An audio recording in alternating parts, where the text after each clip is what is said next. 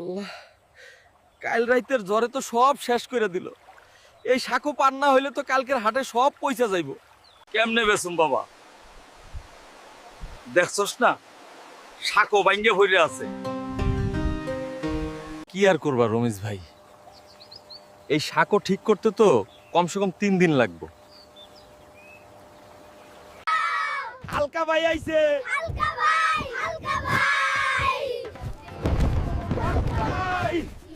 কি হয়েছে চাচা? সবজি বেচবা না? হ্যাঁ, কেমনে বেচুম বাবা? দেখছস না, শাকও ভাঙ্গে পড়ে আছে। ও এই কথা, শাকও নাই তো কি হয়েছে? আমি আছি না। দাঁড়ান দাঁড়ান, আমি একটা গাছ ফালাইয়া শাকও বানায় দেই।